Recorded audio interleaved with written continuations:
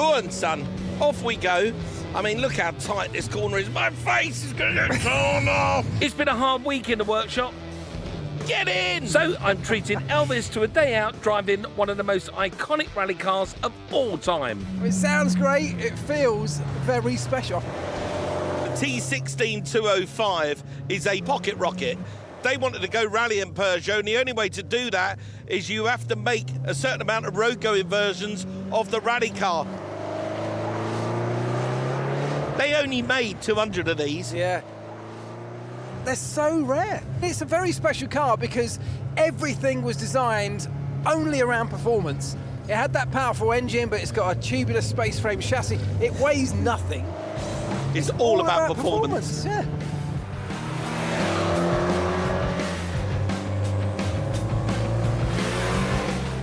Do you know how much this is worth, what you're driving? I'm kind of not I'm thinking going to about terrify it. you when I tell you. £250,000 No, quid. Yeah. no, that's madness. Utter madness.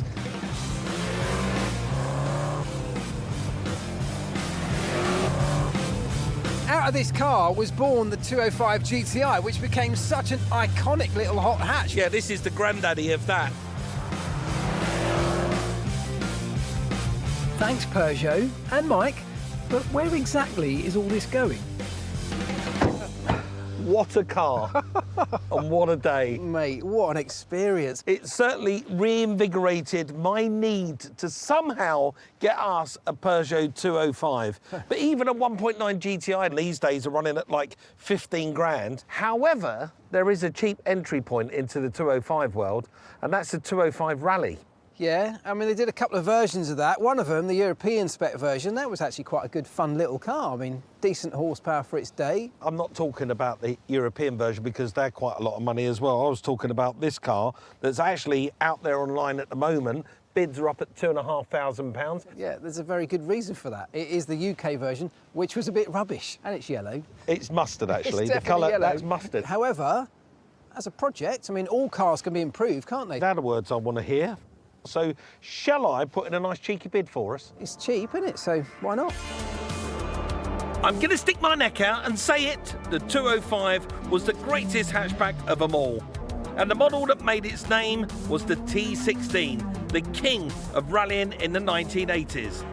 That success was a catalyst for an extraordinary 15-year production run of cars. A whopping 5 million was sold worldwide. Everything from the XS to the GTI, but they all come at top dollar prices these days. But there is one little bargain out there, the Rally, a pared down super lightweight road model. Manufactured from 1988 to 1992, there were two versions, a Euro spec with a decent 103 horsepower and a UK model with just 75. Did we upset the French or something? So, with that puny power, models like the one I'm bidding on will go cheap.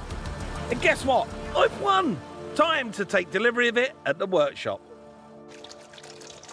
Mate, dry your hands, grab your coat, because guess what's arrived outside? What? The 205 Rally. Oh, wow. That was one you took a gamble on. I mean, you mustn't have even seen this yet. No, this is going to be fresh for the both of us. Let's have a look.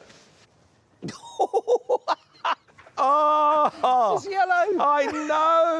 I know. That is even more yellow than it looks in the pictures. I didn't know it's going to be that bright.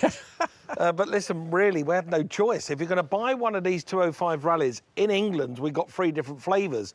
You got 500 in Bianca, which is white, 250 in Express Yellow, which is this colour, of which there's only a handful left, and 80 in blue. All the white ones people tend to keep. The blue ones are non-existent, so if you're going to buy one, you have to go for the Express Yellow. It's also quite tatty around the edges, and the bumper's inside the car, and it's cracked. It's not ideal, is it? No. We paid £2,850 for this. Got a funny feeling we've wasted that money. It's what's under there that lets it down, isn't Have it? a look. It's a 1.4 litre single car, produces, are you ready for this, 75 horsepower. 75 horsepower. My lawnmower's got more than that, mate. That's terrible.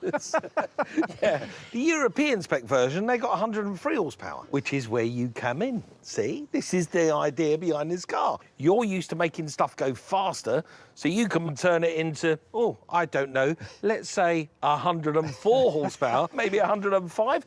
We'll have a car that we can take on the Europeans. It's a huge amount of work. I mean, even the engine alone, massive amount of work, let alone the rest of the car, which is also in a right state. No, you'll do this easy. Why don't we take it out for a spin around here now and just see what else is wrong with it? It's not strictly legal, it's got no headlights or bumpers, but we are on private ground, so yeah, let's go drive it. Right then, come on, Elvis. Let's see how much of this 75 horsepower is still there. Go on, put your foot down. What do you mean, put my foot down? It is. Are you sure it's got 75 horsepower, not 7.5? Mate, What, is that it? Peugeot sold this as a rally. Oh, it's got a little noise to it. Right, so this is our starting point. 1.4 litre block, single carburettor.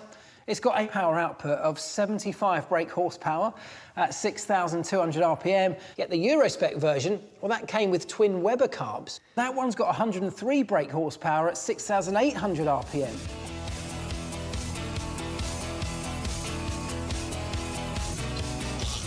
Now, if we want to get the kind of power from this engine that we're hoping for, there's a number of things we can do. In fact, rarely is it ever the case that you just bolt on an item and away you go. We need to get more air and fuel in to increase the rate of combustion. But if we do that, we also need to get rid of those gases in a more efficient manner. If we're going to do work at the top end of the engine to improve performance, we've got to kind of match it at the bottom end by lightening and balancing things like crankshaft and flywheel. This engine's going to be under a whole load more stress, so I need to go through every single component and make sure it's up to it. I know from experience that we're treading a fine line. If I push it too far, then that extra power could tear this engine apart. Having stripped down the engine, I'm going to start with the bottom end here with the crankshaft. But because I haven't got all the kit in my workshop, a mate of mine, Billy, here at Midland Balancing, has allowed me to come and use his workshop for the day. Billy, how are you, mate? You all right? This is what I was telling you about. Excellent, yeah, you know where the balancing machine is, help Brilliant. yourself. Cheers, mate. A crankshaft converts the vertical movement of the pistons into rotational movement, which ultimately drives the wheels via the gearbox. If it's unbalanced, then it won't do that job properly, and we won't make the most of any extra power we generate in the engine. Of course, balancing the crankshaft was done when it was first made at the manufacturers, but that's when the engine was only producing 75 horsepower. If we want to push this harder, the tolerances become finer and finer, and so the impact of any imbalances become magnified at the higher RPM that we want to now push our engine to. Balancing it involves adjusting the counterweights to compensate for the moving components so everything runs true with no wobble. First, I'm stripping down the bottom end rotating assembly and removing the clutch cover, flywheel and front pulley so I can work on just the crankshaft. Now, this is a dynamic balancing machine. It spins via a drive belt and an electric motor. It's going to spin the crankshaft at 450 RPM. The reason we use 450 RPM is that it's fast enough to give us an accurate reading, yet not too fast to start introducing imperfections or distortions as we measure the crankshaft's load. When we get that information, we can take away material, either by linishing little parts of the metal away or, as the manufacturers did back in the beginning, drilling holes. Process is laborious. It's a case of doing it a little bit, tweaking it, put it back on the machine and taking more measurements until we get it as close to zero as we possibly can. The machine will measure precisely how much the crankshaft deviates from a straight line. To keep my own measurements accurate, I'm marking a starting position called a datum point. So every time I use the machine, I know where to take my readings from. Then we spin it for about a minute to find any imperfections.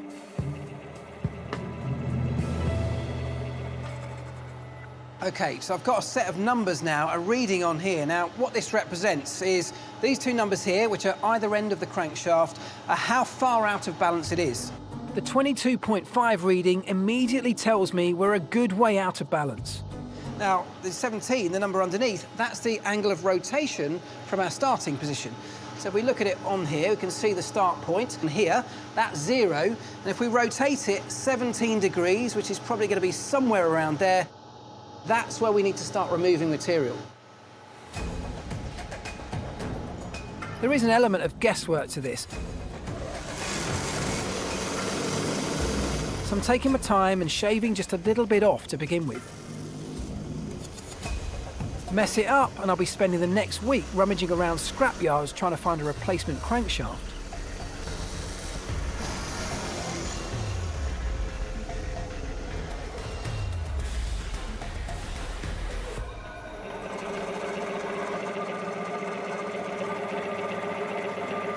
So we're definitely heading in the right direction. The numbers are coming down towards that magic 0 point, which we may never finally achieve, but if I can get them below 5, I think I'll be pretty happy.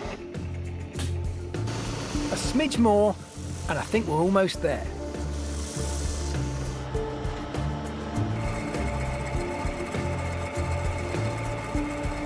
Oh, yes. Both ends are now less than 2. That's great. It's amazing. I am really happy with that. You know, you could chase that for hours and never quite end up that close to 0.